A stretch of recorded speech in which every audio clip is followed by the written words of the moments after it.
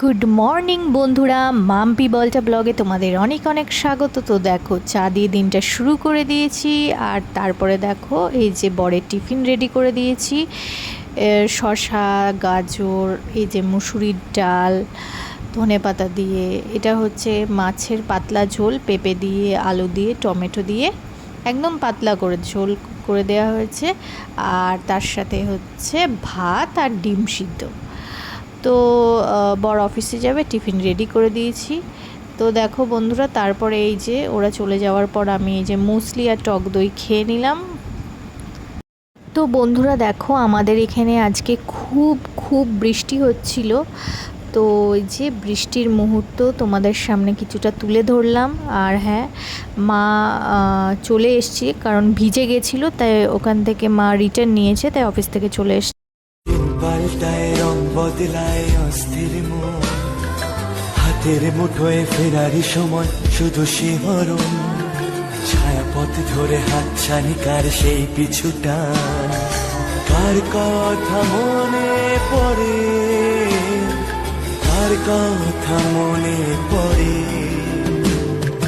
দিন পাল্টায় রং বদলায় অস্থির মন, হাতের মুঠোয় ফেরারি সময় শুধু শিহরণ। তো বাইরে বৃষ্টি হচ্ছে, বর অফিস চলে গেছে, আর আমার খেতে ইচ্ছা করছে ডিম কষা আর আলু ভাজা। তাই মাকে বললাম ডিম কষা আলু ভাজা করতে। আলু ভাজা কমপ্লিট, আর এবার ডিম কষাটা মা রান্না করবে। তো মা এই যে কড়াইতে তেল দিয়ে দিয়েছে। এবার ডিমগুলোকে মা সেদ্ধ করে রাখা ডিমগুলোকে মা নুন হলুদ মাখিয়ে এই যে ভেজে নিচ্ছে। তো মা রান্না করছিল, আর আমি মায়ের পাশে দাঁড়িয়ে ভিডিও করছিলাম। আর মায়ের সাথে আজকে অনেক অনেক গল্প করলাম।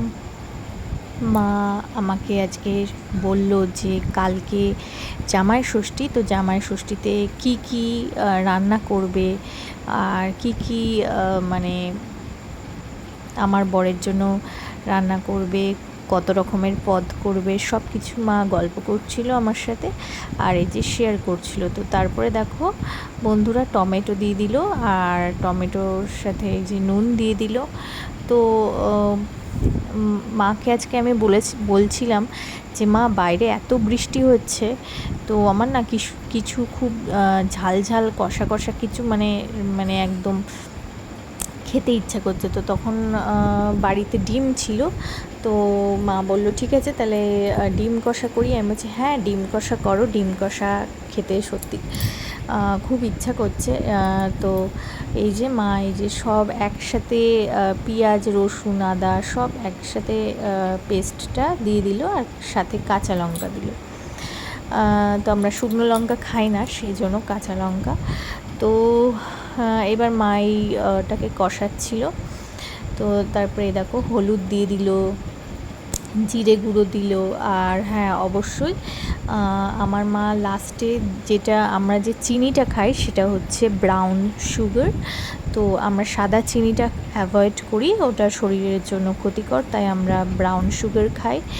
তো ওটাও মা লাস্টে দিয়েছে, যাতে নুন মিষ্টি যেটা বলে সেটা যেন ঠিক থাকে টেস্টের জন্য। এই যে ব্রাউন সুগারটা মা দিচ্ছে, দেখো। তো এবার মা এটাকে মানে মশলাটাকে পুরো কষাবে, যাতে কোনো কাঁচাটে গন্ধ না থাকে। তো এই যে মা রান্না করছিল, আর আমি মায়ের সাথে আজকে অনেক গল্প করলাম, আর এই যে ভিডিও করলাম কালকের কি কি প্ল্যান আছে সব।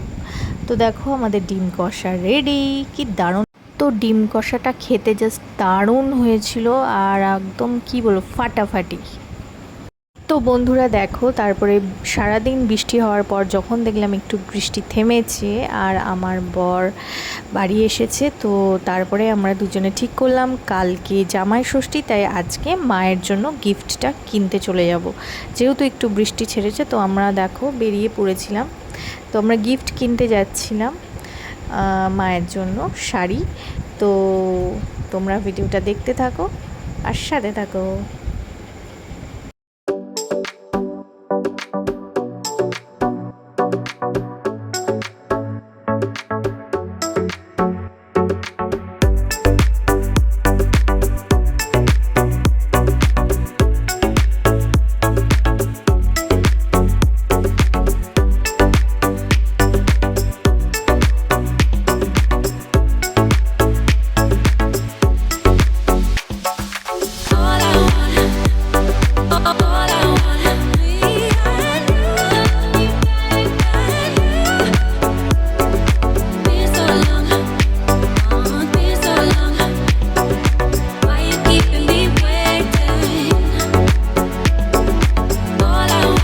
বন্ধুরা দেখো, আমরা চলে এসেছি চুঁচড়োর বস্ত্র মিউজিয়ামে মায়ের জন্য গিফট কিনতে, যেহেতু কাল জামাই ষষ্ঠী।